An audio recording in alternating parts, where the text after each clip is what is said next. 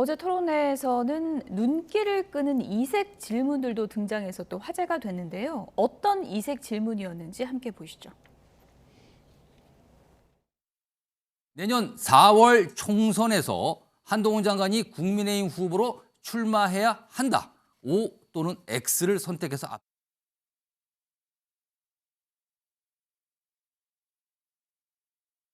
제가 장관을 해보니까 정책 하나를 하는데 최소한 1년, 보통 한 2년 걸립니다. 한동훈 훌륭한 장관이죠. 다음 총선 나오는 것은 저는 안 하는 것이 좋겠다. 지역구 출마가 정말 적합하다고 봅니다. 그래야지 정말 제대로 정치권에서 선거 경험을 통한 사람과 안 한 사람은 굉장히 큰 차이가 있습니다. 내가 당대표가 되면 나와 대통령의 생각이 다를 때는 대통령의 생각을 우선할 것이다.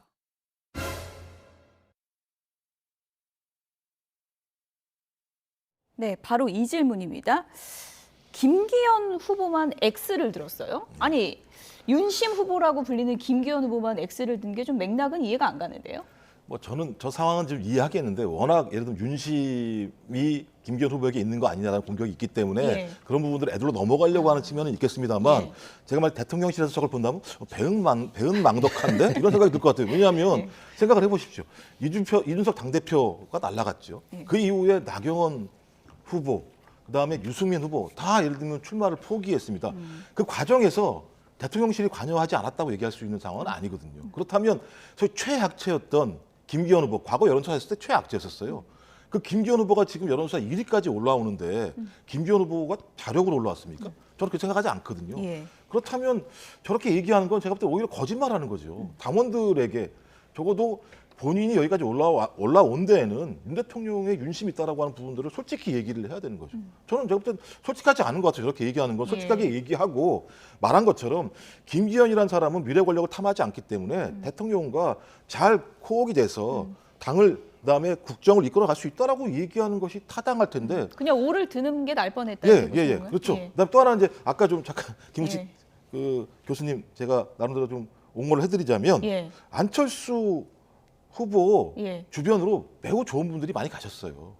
이번에요? 아니요, 과거에요. 과거에요. 새정치의 꿈을 가지고. 근데 그분들이 나오신 거예요. 그럼 잘못은 누가 했습니까? 예. 안철수 후보가 잘못한 거죠. 예. 제가 저렇게 말씀하시면 안 되죠. 안철수 후보. 알겠습니다. 저는 이제 김기현 후보가 예. 대통령과 생각이 다르면 예. 대통령의 뜻을 따르겠다라는데 이제 예. O, X표를 든 것은 예. 이제 지금 김기현 후보가 1등을 달리고 있습니다만 네. 너무 그럼 대통령만 추종하는 얼굴마담 당대표가 될 것이냐라는 또 일각의 우려가 있잖아요. 예. 아마 그것에 대한 의식을 해서 지금 당대표 선거에서는 어쩔 수 없이 윤심을 우리가 따라서 그렇죠. 대통령과 같이 치러야 되는 내년 총선을 준비하는 당대표이기 때문에 뜻을 따르겠다는 걸로 가지만 당대표가 막상 되면 할 말은 하겠다라는 식의 아마 그 생산적인 아마 생각을 갖고 있다라고 좀 긍정적으로 해석을 할 수도 있을 것 같고요.